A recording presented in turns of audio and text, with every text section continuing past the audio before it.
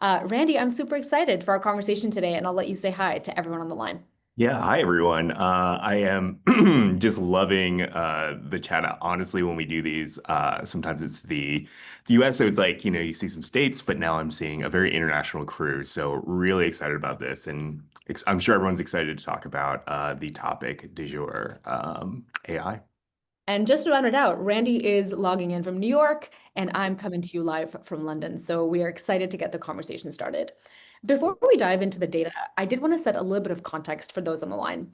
Today, we'll be sharing and discussing the top line insights from our latest Handshake Network Trends report. This is actually the 14th edition of this report. And as always, the findings come from us surveying about 19 million strong, the network that Handshake has built globally, spanning the US, the UK, France, and Germany. And making sure we also get the employer input in how the market is changing. The goal of this edition specifically is to surface fresh insights into how students and employers are thinking about AI and really what that means for the larger early talent landscape right now. So Randy here will walk through the key findings, the data, and I'll jump in along the way to connect the dots on really what this means for all of you coming in as members of your organization, employers that are hiring early talent, how you all can show up authentically, competitively, and responsibly in this new space. So with that, Randy, let's dive in. Yeah, very excited.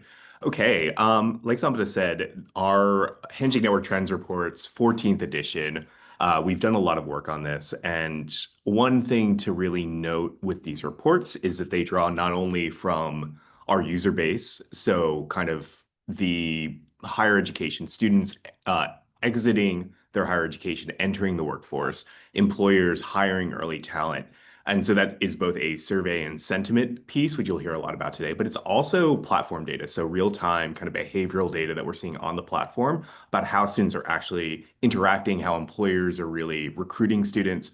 So a lot of this information, little biased, but I do think it really contributes significantly to a lot of the discourse that we're having right now around early talent and AI.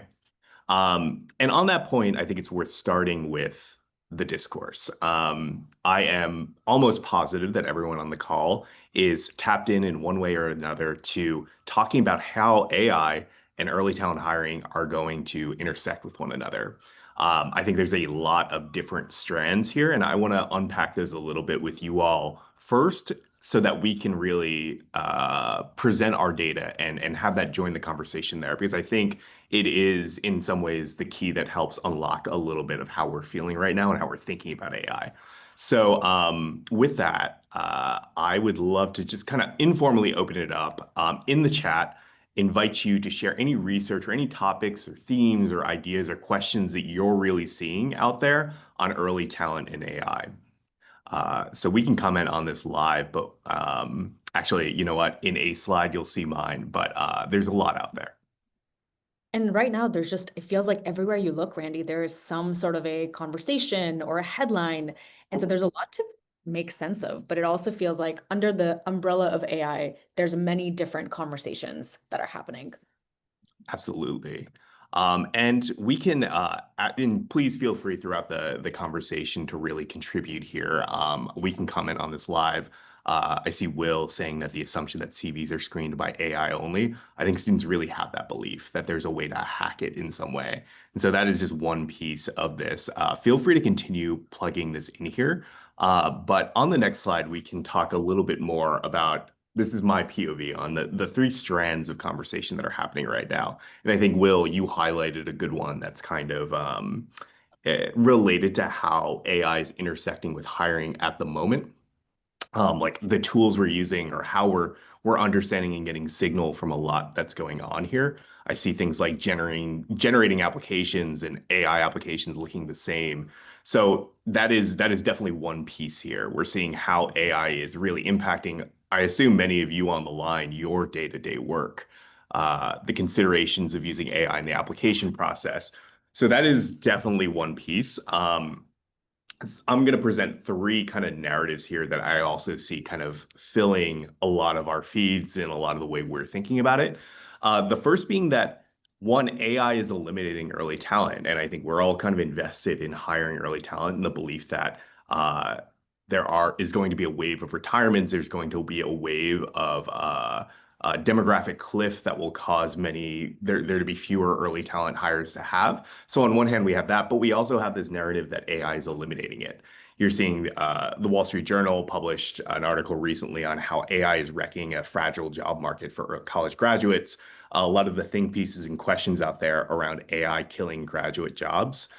So one big thread here is kind of this question about like, is AI actually impacting that? And spoiler, we have a bit of a POV on this, so we'll share that out in a bit. So that's one. AI is limiting early talent. The second narrative here is in some ways kind of contradictory to that, right? Not on one hand, AI eliminating early talent. On another, Gen Z and early talent are actually leading the AI revolution. So in the same piece, in a day apart, the Wall Street Journal published an article about early talent making millions out of college. This is in many ways the intense hiring war for those that have AI talent and AI savvy.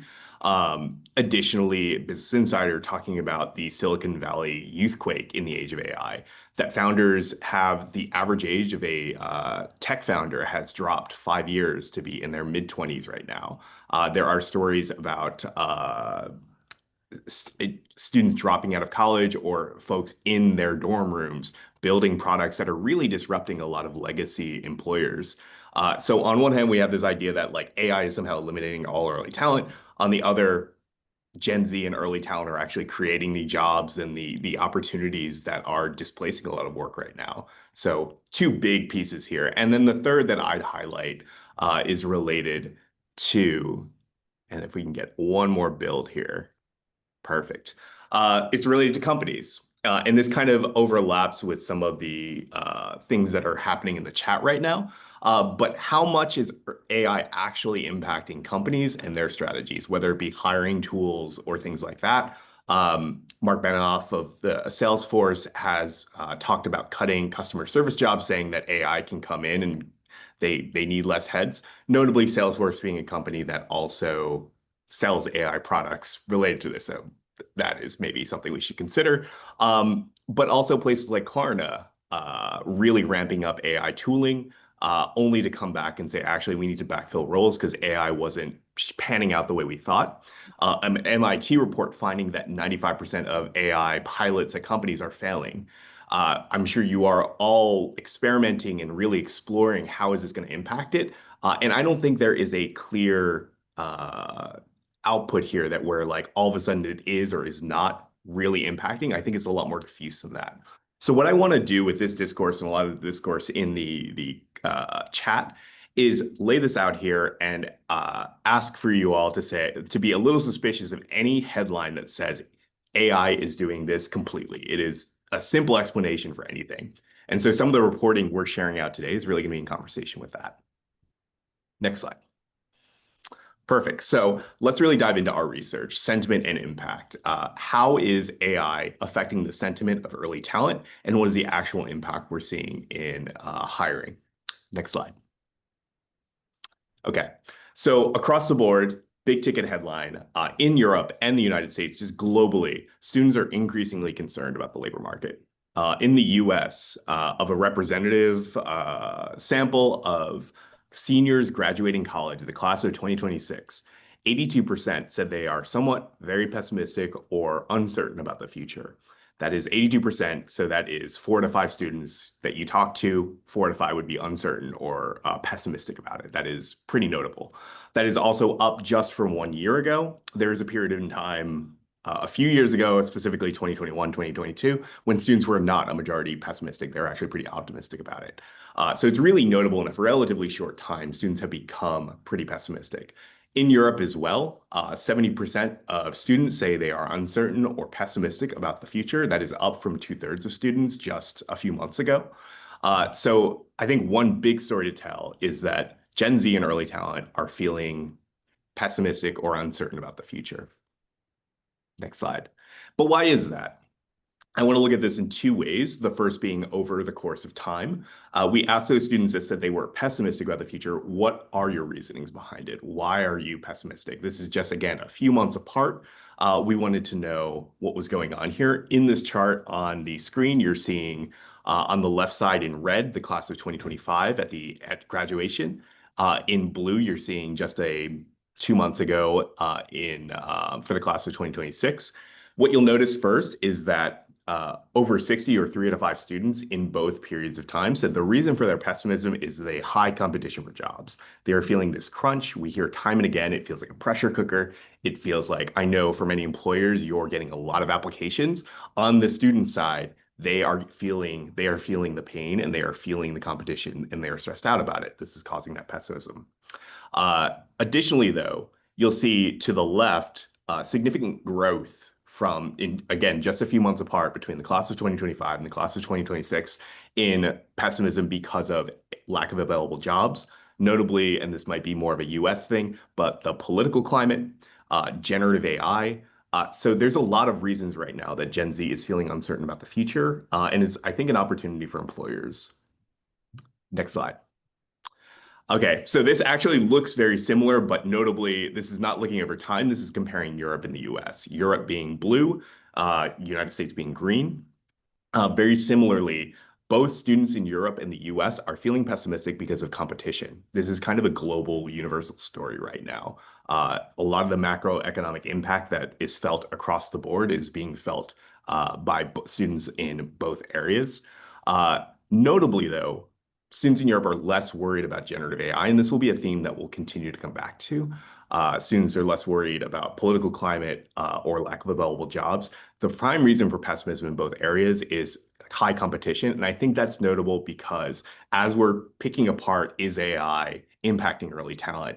Is AI doing these things? I think we're also missing a little bit of the other points here. Sampat, I don't know if you have any input here. Yeah, I mean, as I look at this data, Randy, I think there's two things that you mentioned that stuck out to me as I think about the employer perspective. One is how does the pessimism translate into early talent pipelines? And this year, more than ever, we have had so many employer partners see huge spikes in application volume. In many of the conversations that I have with employer partners that we serve, students are concerned about meaningful opportunities, and it's clear through this data, but also in the context of a challenging economic and political landscape, they're also just applying for more jobs just to get that sense of security and hoping for a better outcome. And so that's definitely one reality. I think on the other hand, what I think about is if students are losing confidence in some of their job prospects, especially around growing concerns around artificial intelligence, some candidates may choose not to apply at all or might start to explore alternative paths. And so this kind of self-selection, I think, is also really interesting and maybe changing the way that many candidates are thinking about their job employment prospects. And as employers, I think we risk missing out on really qualified candidates that may not even choose to apply or enter the funnel in the first place. And so this has been really interesting to me, kind of grappling with both of these realities that can exist. And this risk becomes, particularly acute for many of the employers on the line and those that we talk to who are hiring really niche skills, are in industries that are going to require early talent, or are just looking to build a really representative pipeline. So a lot to unpack here. And of course, we'll talk a little bit about what employers can do. But I think for me, as I think about the employer perspective, there's two ways that I see this playing out, depending on the industry or the maturity of the business. Great. I love that. Yeah, I think it's so important to really take it. And I think folks are experts on this call in terms of the employer side of it and really bridging this gap to be what's happening on the other side of the application lens. Um, Exactly. I do want to call out a question. Pessimism is different from uncertainty. Which term was used in the survey? We'll be linking both reports out, which go into the methodology a bit. I'll note that the initial part of this included uncertainty with pessimism. For the US, it was something like 63% of students were pessimistic or very pessimistic. So that additional 30 comes from that uncertainty. What you're seeing here is those students that said they were pessimistic, why did they answer that way? So great observation there. Okay, cool. Next slide. And then to just give some texture to this, I think it's notable. what I see on the line here, we're having a lot of like, hey, AI applications, we're getting all this stuff coming from. Some may call it slop, is the word we're using lately. Um, but like there is a lot of anxiety tied with this with students. And I think quotes from class of 2026 students, the top being a computer science major, one of the majors most impacted by the impact of AI, said that we only scratch the surface with what AI can do. There's a chance it does create more jobs in different roles, but without knowing, it's hard to see a future without AI taking over. And that's something we'll get from the employer side in a bit. And then a product design major. Everything feels divided and unstable. It also feels if AI could really have the ability to take over so much of what I do in my own career, it's a scary feeling. And so just giving a sense of like behind all these stats and these numbers that there are people here and that these feelings of complexity, whether it be the difficulty finding a job or like should I be submitting more job applications or should I be doing this, is driven by a lot of complex dynamics that are happening right now. Next slide. Great. Okay, labor market trends. So I want to pick apart a little bit the idea that this is easily explainable by AI. Um, One thing to note here in blue and purple, this is from the US perspective, JOLTS being the Bureau of Labor Statistics job openings and labor turnover release that happens monthly. Then we have the Handshake platform, the job availability that over time, full-time jobs. So this is benchmarked on February 1st, 2020, so before a lot of the impact of COVID. We're indexing on 100 here. If you're following this over time, you're seeing a real dip along the as a lot of the COVID impact came into play. But then a real spike and a really heating of the labor market. That's something that came from a lot of folks, and especially in tech and whatnot. Low interest rates, a lot of usage on platforms, and a real spike in hiring. And so what you're seeing there throughout 2021 to 2022, you're seeing that real growth. In the kind of gray box there, you're seeing the period of time in which there were increases in the interest rates in the U.S. So that really cooled down the labor market in that way. It costs more to borrow money, and so you're seeing this decline there, both from that, but also from just folks like in some ways kind of a retreat from a lot of that heated hiring market there. So you're seeing that decline to where we are now, which is approaching February 2020 levels, right? During that time, ChatGPT was released. There was that green line there is the Google index of mentions of Gen AI. You're seeing that spike, but it's a delayed spike. It's something that impacted after a lot of those interest rate hikes there. I bring this out here and talk about this because anything that says that Gen AI is causing a lot of this is not taking into consideration a lot of other macro factors that are happening right now. It's not to say there is an impact, but it's something we have to understand in a more holistic, broader picture. Next slide.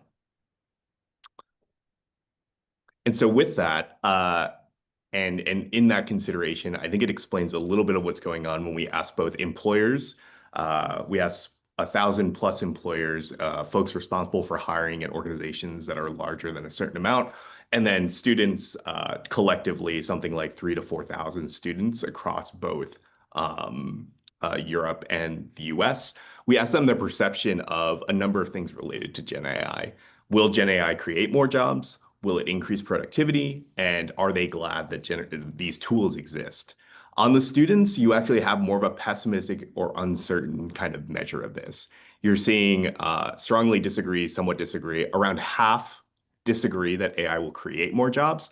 Compare that to hiring managers on the bottom, where Mm. about 55% say they believe either somewhat or strongly agree that generative AI will create more jobs. We believe this comes from if you are someone seeking to enter the labor market right now, you are a little pessimistic about the impact of these things. We believe on the hiring manager side, you're probably in a position where you're actually seeing opportunities, seeing ways that this is happening. And a similar story across increasing productivity and appreciation for the tools existing. Hiring managers and employers in general are a little bit more bullish on the Gen AI tools. Students who are kind of trying to enter right now are a little more bearish. Sampath, I don't know if you have any thoughts on this. Yeah, I find this one so fascinating, Randy, because we know in the conversations we have, and this comes up with just, as you mentioned, the uncertainty and the pessimism that we hear from students, there is a concern, but also this excitement from employers. And so as I was digesting this data, for me, it's this real disconnect between how students are thinking about AI's impact on jobs and productivity and vice versa, what employers are thinking as well.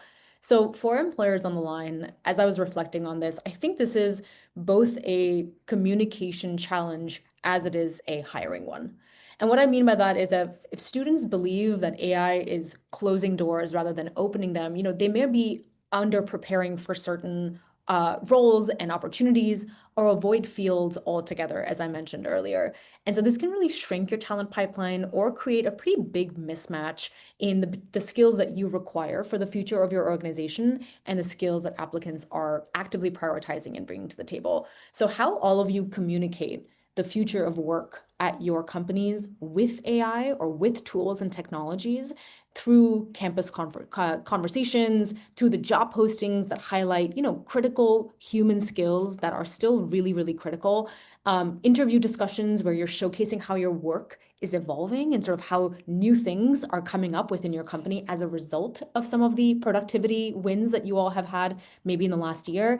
All of these directly shape how prepared, how confident, and ultimately how motivated these candidates are when they're engaging with your conversation. So, yeah, Randy, I think as I was thinking about this, I think there's a huge opportunity we employers play in ensuring that we can help spread that knowledge, excitement, and make sure that students really see that there's, sure, augmentation of work, but there's some new opportunities as well that are coming from this new wave of innovation and technology, as well as just guide them in how to best think about how to prepare for that next frontier.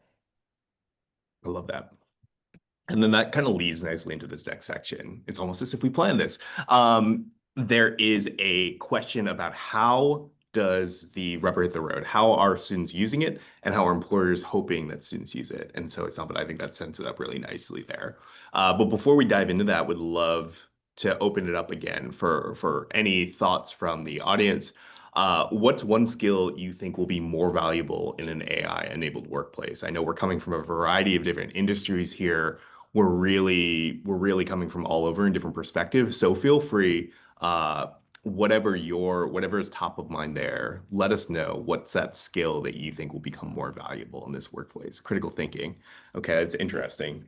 I think it's something we hear a lot. How to write prompts, adaptability, prompt engineering. Wow, City are training their entire. I have to look into that, Thea. That's really interesting. I Flexible. actually really like the how to write AI prompts to obtain quick information. So Mark, thank you for sharing that because I think there's a skill also in how to use technology and how to integrate it in your work in a really productive way. So I really love that thought process there. Adaptability continues to be one that I think will always be relevant in the workforce. So I'd love to see that one come up as well. It's an interesting dichotomy. You have ones that are very functional and specific.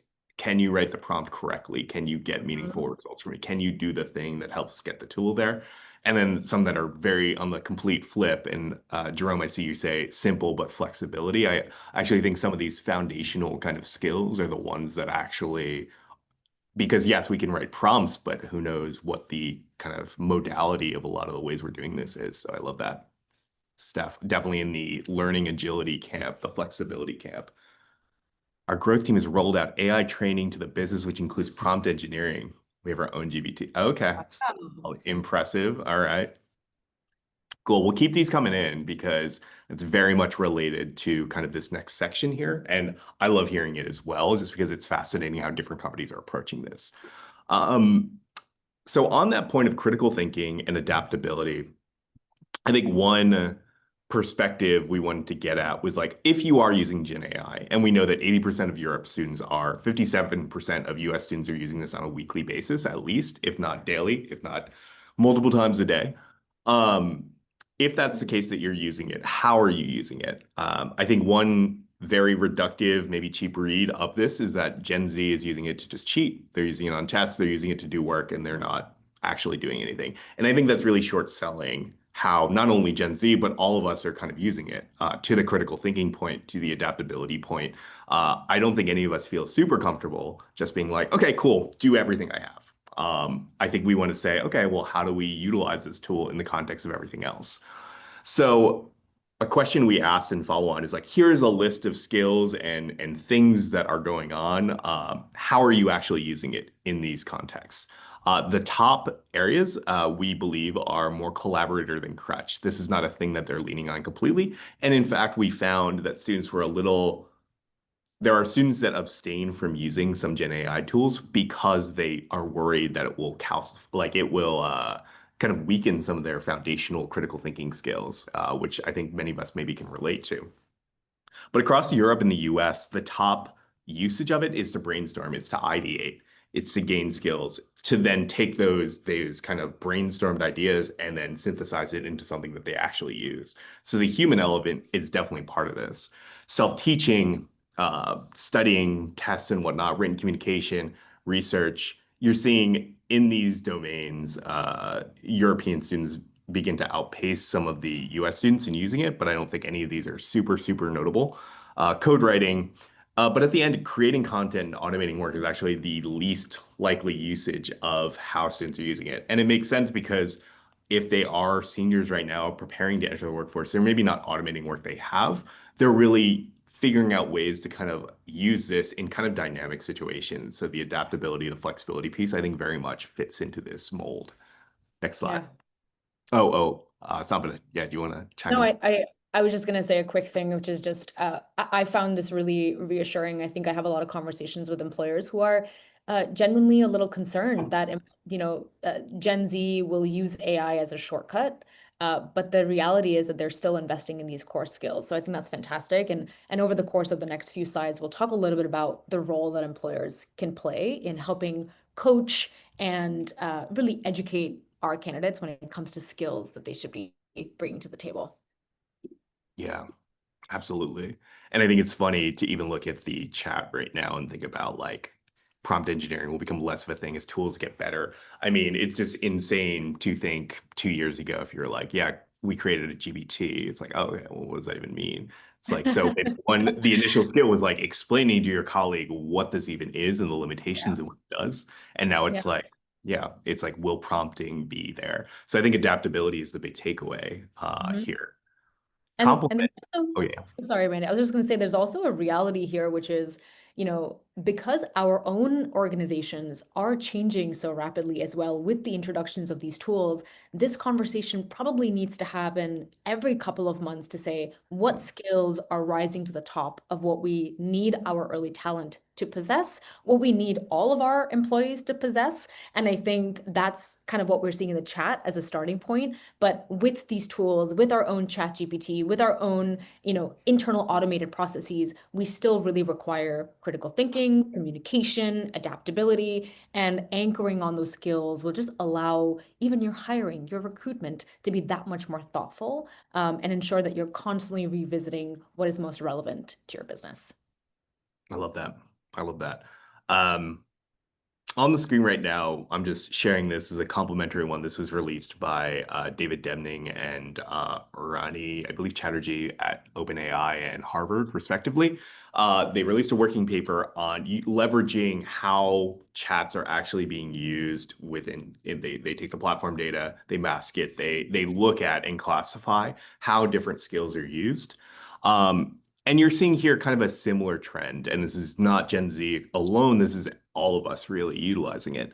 Um, it is far more likely. There is writing where doing is probably the most significant part here, but generally, a lot of the ways we are collectively using a tool like ChatGPT is to ask and get practical guidance, get technical help, seek information. So similar to what we found with our students and brainstorming and kind of learning, a lot of the usage of ChatGPT is related to the act of kind of unpacking, brainstorming, ideating, and pulling things together. So just found that a really notable takeaway here.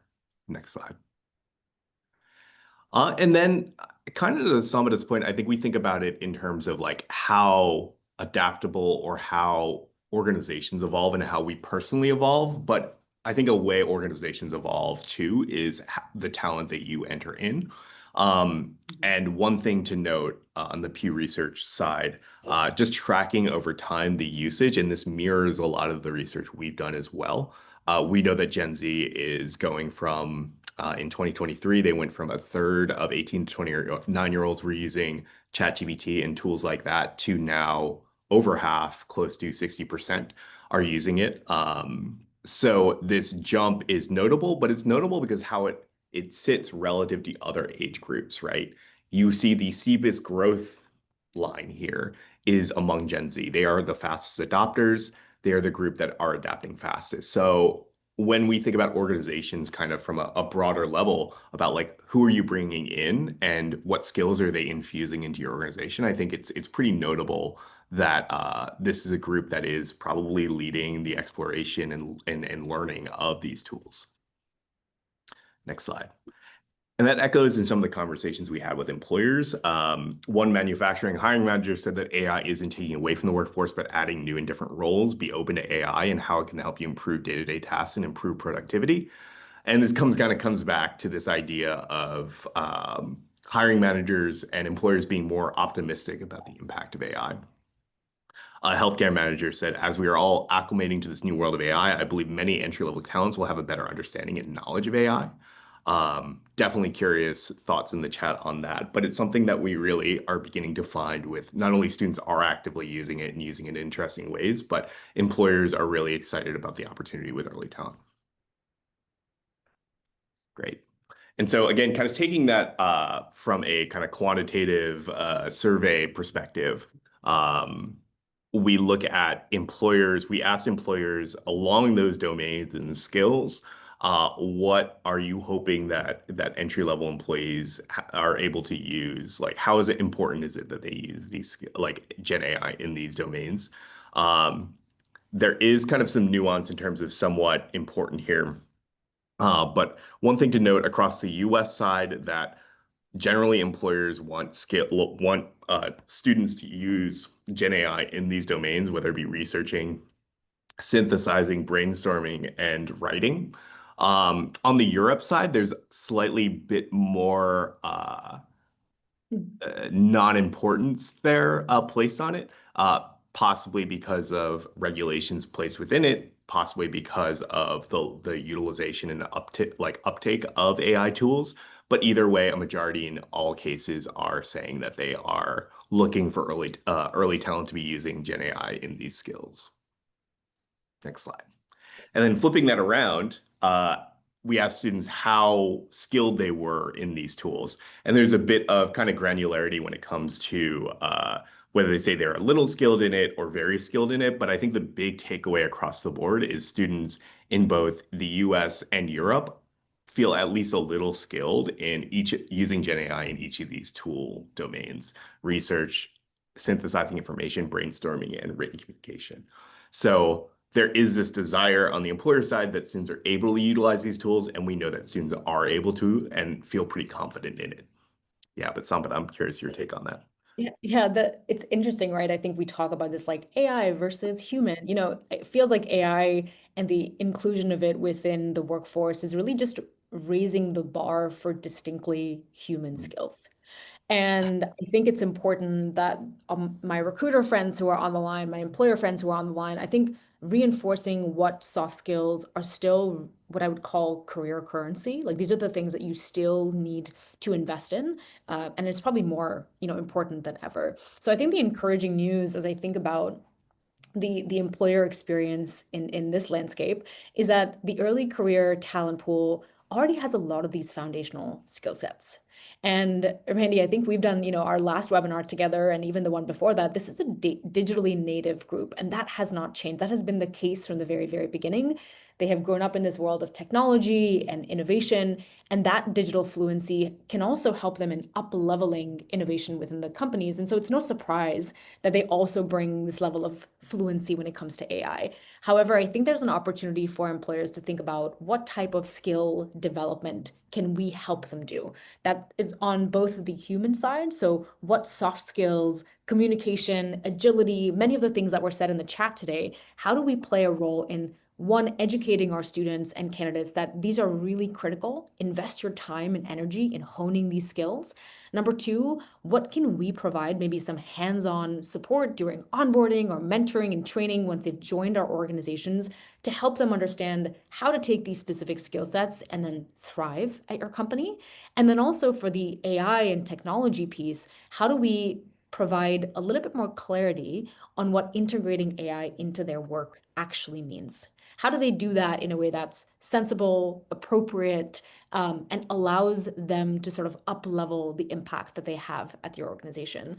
I think by doing all of this, and even with the employers on the line who are hiring globally, it's important that all candidates, we take into account that all candidates are not consistent when it comes to their AI experience and sort of inclination, maybe. I think, Randy, as you were calling out the Europe stats here and getting to know this market myself over the last several months, I think there's a real opportunity for us to be really nuanced as we think about where is all of our candidates as they think about the leveraging of AI, where they are in their specific skill development. And by doing all of this for the employers on the line, by doing this really thoughtful approach to education on skills, leaning into the soft skill versus AI integration skills, I think we just do a really good job of hiring the right talent, but also shaping them in the way that they can be really successful in this new environment of work. So I think this is really, really encouraging, and I'm excited that we can kind of play a little bit more of a more important role as we think about how to coach and empower early careers in this space. Yeah, I love that. Um, and kind of as you were talking, Wayne contributed a notable comment, and Steph, I see you as well. I actually think this is one we have in our previous report. We talked about what students are seeking most, and actually AI ethics is one of the pieces. They're like, we can kind of use the tools, we know how to use them, but we're kind of seeking some guidance here. I think the sneaky thing is that like I think we're all kind of collectively figuring it out. The technology has been so disruptive and kind of pervasive all of a sudden that in many ways students are seeking that. It's not like they are just using these tools and blowing past it. They are like, oh, no, no, no, we're kind of waiting for whether it be the higher ed institutions, the employers, like, let us know how you want this. So I think what we lose out, and Wayne, I think you put it nicely, there's a dichotomy in the workplace too. Early talent might be too trusting of what they can get. They know how to use the tools, but they might not know the context of the organization. And then the organizations have seasoned employees that are really more kind of conservative in their usage of AI and maybe missing out on a lot of opportunity there. And so I think that is what we miss when we come back to that narrative discourse. Early talent is completely like, oh, like early talent's going away because of AI. I think a lot of organizations are going to need the infusion of fresh ideas in that way. And organizations that don't hire in that way kind of miss out on that. They hiring managers and mid to later career folks might be a little more conservative about it. But like, we don't need it. We could do it the old way. And all of a sudden, these organizations that are half the size, led by like younger folks that are finding kind of optimizations and productivity gains in a lot of AI tools are speeding past all of a sudden. And I think we're going to see a lot more of that come through. So Wayne, I really like the kind of connecting dots you drew there. Great. And then I'll close out with two slides related to platform data. We are seeing employers on both sides really grow their interest. You're seeing in Europe a 7 times gain in the number of job postings mentioning generative AI keywords. In the US, 5 times gain in AI mentions in job postings since 2023. This is notably in tech, but also found in places like marketing and business.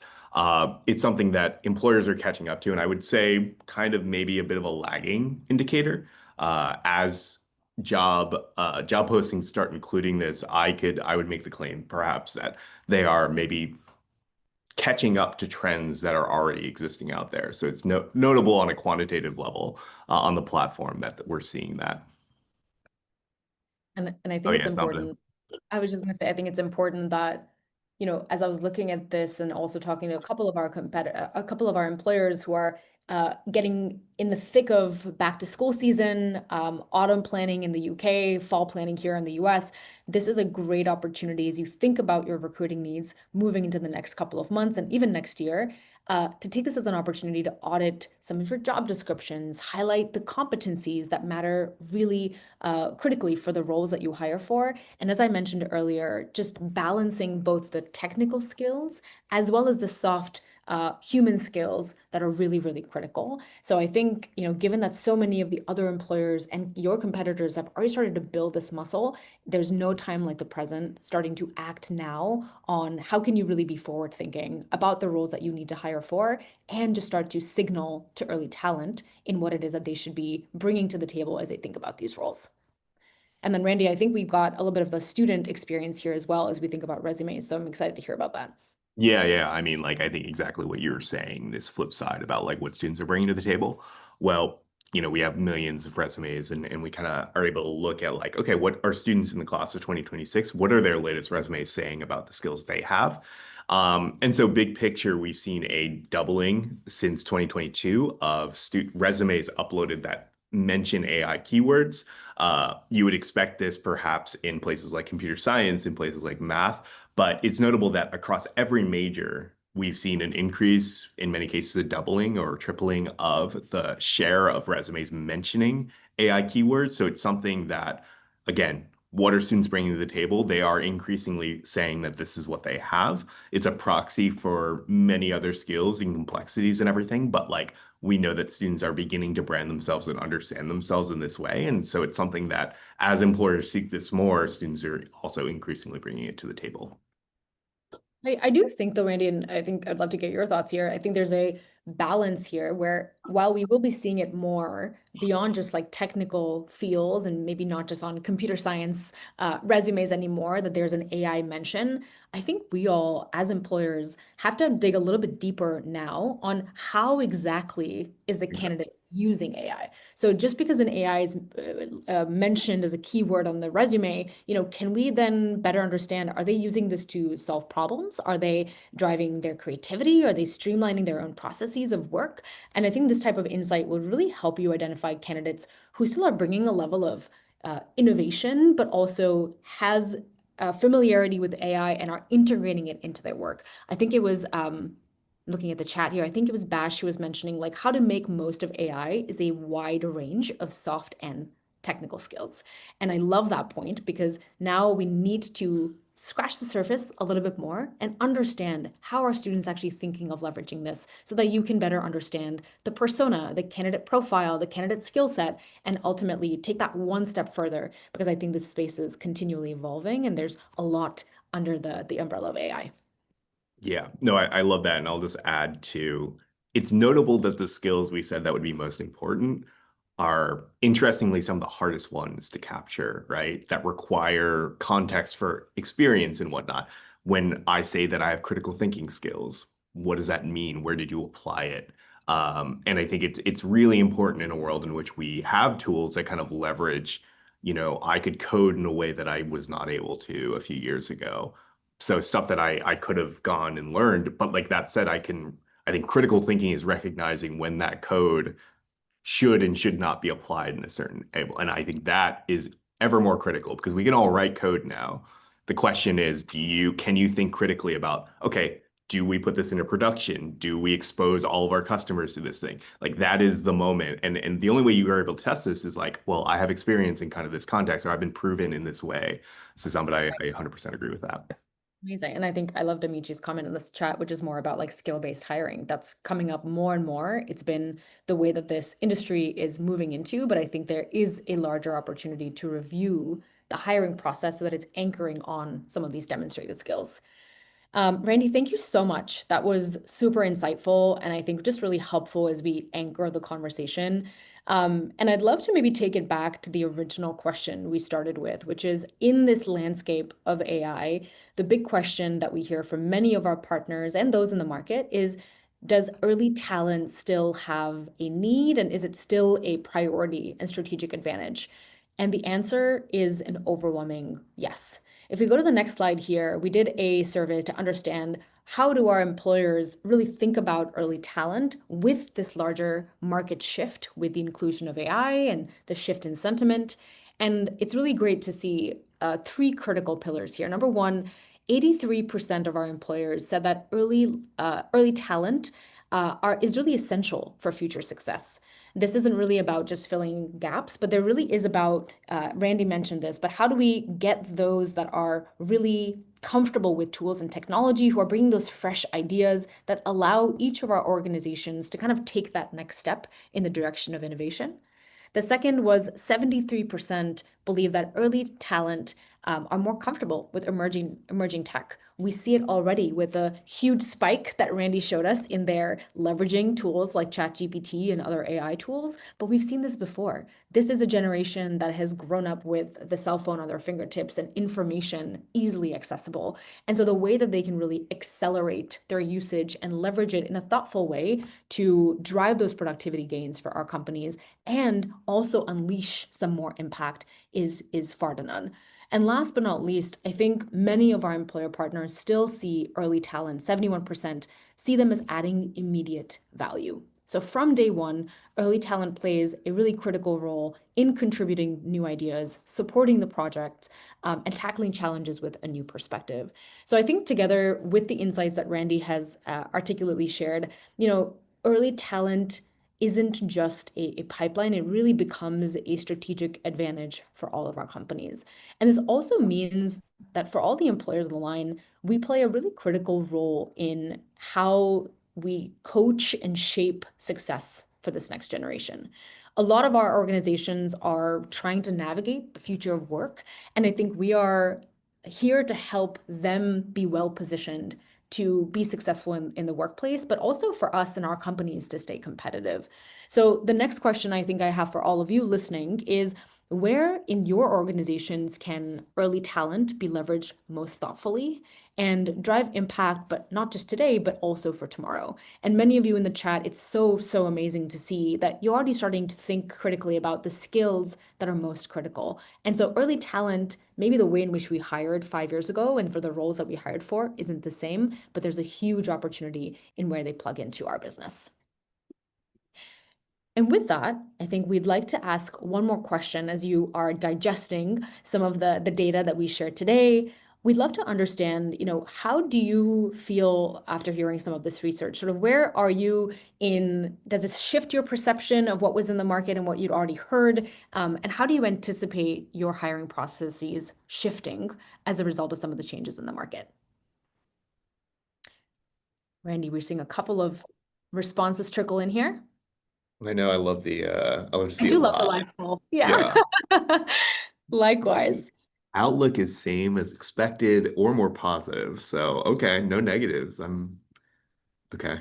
I think we spoke too soon. I know, I know. Did that bias it in some way? Okay, 30 responses to the how do you anticipate hiring process shifting? I'm not sure. We're kind of split there, though. I expect to begin hiring AI skills and continuing AI skills. Okay. Yeah. And this is really interesting because I think when we started this conversation and just where we are, the zeitgeist today is talking about so much around AI and the perception is all over. And I think there's a little bit of this, the media is also trying to get everyone kind of thinking about AI in a certain way. But it's exciting and really reassuring actually to see some of these responses come through, because I think everyone is trying to be really critical and critically think, going back to that skill set, in how we actually think about AI. So if I end the poll here, everyone can see the responses. But the outlook is more positive. We had 37%, but I think the big one from the audience today was the outlook is same as I expected, which is great. We're happy that there's some insight that doubles down on the fact that you're already thinking about the future of early talent in the way that it's going to be evolving, and that's super reassuring. Andy, anything else to add? No, just Steph's kind of input here. I think things will change a lot in the next 6 months to a year due to companies actually figuring out the impact. I do think, like, to my earlier point of like, I agree with you where it's like we kind of making a lot of doomsday claims so far, but I actually think we're really early in this about how we're implementing. And those early adopters will be the ones, whether it's early adopting skills, but or early adopting talent, will be the ones to really differentiate here. And this is the time where I think, Steph, to your point, we're this is an ongoing conversation, you know. We're not in the time of deciding one way or the other, and then that's kind of the plan. The remarkable thing about the world that we're in is that things are changing, and so it's actually really amazing that we can be so fluid and kind of figure out what that needs to mean. But I do think and do anticipate the very similar thing, Steph, which is every couple of months, I think we're going to have to just make sure that we're still doing the right, most thoughtful thing as we think about our early talent. And so I think first and foremost, thank you all. This is super helpful in just kind of having a larger conversation and hearing from you all on what is top of mind, how you all are internalizing some of the changes in the early talent market. And as we wrap up, I wanted to leave, Randy and I both wanted to leave you all with three key takeaways on our path forward. The first is rebuilding confidence and signaling the opportunity in the market. That growing pessimism and or uncertainty in the market, there's a growing opportunity for us to communicate early with early talent that they can thrive in this AI augmented world, and that jobs are not being, replaced, but rather this is a tool that can help expand opportunity and accelerate growth in new ways within our organizations. The second is focusing on what we've all talked about today: skills, adaptability, and growth. What matters most is not just that a student knows a specific tool or process, but really how they're applying these core skills. How are they embracing these new technologies and adapting to the change that we're all kind of going through at the moment? That's really what prepares them to contribute meaningfully. And in your hiring process, are there ways in which you can educate and coach, but also onboard and train as we think about the critical skills within your organization? And last but not least, infusing these right signals across the hiring and onboarding cycle. It's not enough, as we mentioned earlier, to just probe for AI or a specific skill set or a specific tool in the job description. I think there's an opportunity for all of us to be super intentional in how we probe for some of this digital literacy in interviews. How are they integrating this into their work? And then, of course, as I mentioned earlier, supporting them once they join with the translation of these skills into real impact. I think together, these three very broad themes can really ensure that we are allowing early talent to remain a continuous source of innovation. And this is also a really resilient generation. And so, how do we ensure that we support them as they encounter this kind of next evolution in our market? And frankly, if we do this right, these are the future leaders in an AI enabled workforce. So we sincerely appreciate your time. We have a couple of minutes left over, and we'd love to open it out for any questions that are top of mind for you all as you are navigating this within your roles, your workplace, or just the early talent market in general.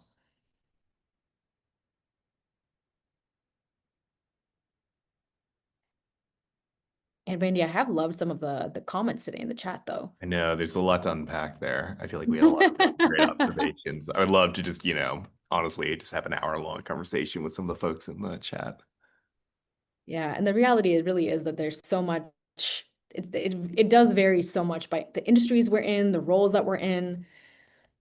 There's a quick question that is in the chat. How can employers leverage AI in their recruitment without fueling student pessimism about job security? Randy, do you wanna maybe share some thoughts? And I'm happy to do as well. Yeah, I mean, similarly, we're early on in it. I do think there is a level of frustration and pessimism on the side of folks, and understandably so when they feel like they're not communicating with humans necessarily. That said, I think everyone collectively were understanding that like these tools are being utilized everywhere. So it's like I think transparency and an organization that actually kind of narrates it in some way is really helpful. And I think showcases and breaks through some of the other organizations that might just be applying it en masse. But yeah, something I'm curious your take. I no, I completely agree. I think the word you use is transparent, and I think that's a huge part of this. I think the second is, giving some concrete examples of how this is contributing to your workflows and like unlocking some new value or some new processes, some new roles.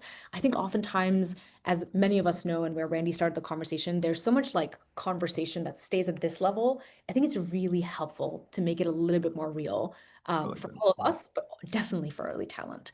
And so I think if you can, in your recruitment journey, share that, yes, we're embracing tools and technologies, yes, we're embracing AI, but here's what success looks like with it integrated into our workflow, or here's something new that we've unlocked or unblocked for the first time in the company as a result of this with a new productivity game. I think that allows it to be a little bit more focused on growth and learning opportunities versus it replacing something or creating that fear within the process. That. I like some of the chat mentions here as well, which is just, the human aspect of the hiring process being brought to the fore is going to aid companies in developing their employee value proposition and the attraction of early talent. I absolutely love that, Amici. I think that's such a great point. There is the transparency, the coaching, the humanness of what I think will allow so many companies to stand apart, where they are integrating this new technology and AI and being, productive, et cetera, but able to really strike that beautiful balance while also having an authentic voice as an employer that still allows you to attract early talent and bring them along on this journey that we're all going through. So I absolutely love that point. Do as well. Uh, Wonderful. I know we have just a couple of minutes here. Let's do one more question before we wrap up, which is, should we explicitly mention AI tools in our job descriptions or focus more on transferable skills? Ooh, I love a tactical question. I think my thought on this is to mention AI strategically and not exhaustively. I think That's a I good would one. find the balance between, the tools that candidates are interacting with and or aware of, but I would avoid listing every software, every platform, that can feel really overwhelming and can feel like you suddenly need to know all of these different things. So I think finding that balance, kind of like what Ameche mentioned as well, like here are the core skills you need to have in this role. Here are the two tools and processes that we lean on that allow us to strategically create value in this role or department. I think that would be my recommendation. Randy, what do you think? No, I think that's a great one. I think why not both is the question as well, but like to the point of like, and I think this is flipped for the students too. It's like when you list literally every tool you've ever used in it, it's kind of like, all right, well, it doesn't suggest to me there's like a lot of discernment there. Similarly on the employer side, and again, transparency of like we're making sure to spend time kind of innovating and exploring these things, and we're excited about you as someone who might have these skills. Like I think that level of like openness versus like we know we use this, you should use Yeah, this, like that is absolutely. like a different signal I think for students. Absolutely. In the interest of time, Randy, why don't we just share a little bit more on as we wrap up on the full report? Sure. I'll keep this very short. Both of these, everything you saw today, besides our wonderful narration, is available in reports. So there's two QR codes here. I think you'll have some follow-on materials as well to find these reports, but please check them out. There's a lot more that we didn't touch on there. Wonderful. And last but not least, I also just wanted to highlight that we, of course, have our survey data and behavioral platform data across our almost 19 million students globally, but we also are on campus this fall or autumn. And you can find Handshake on campus, really just listening to students and keeping them engaged and making sure that they're leveraging Handshake to find employers like you all. I just share this because being on campus helps us just continuously understand the landscape, stay attuned to what Gen Z and early career cares about the most. But you may see a handshake vehicle or a truck or activation on a campus near you. And so keep an eye out for that as well. And last but not least, just a huge thank you once again. I sincerely appreciate all of you joining and engaging with these insights. We hope this is just a clearer picture on what's top of mind for the early talent that all of us are actively invested in, and hope that you will thoughtfully approach early talent in this AI fueled world. We have a global presence, and so should you want to double click into region specific data or just learn more about these reports, please don't hesitate to reach out. But with that, a happy Wednesday. Have a wonderful rest of your week. And thank you again for joining us today. Bye, Thank you. everyone.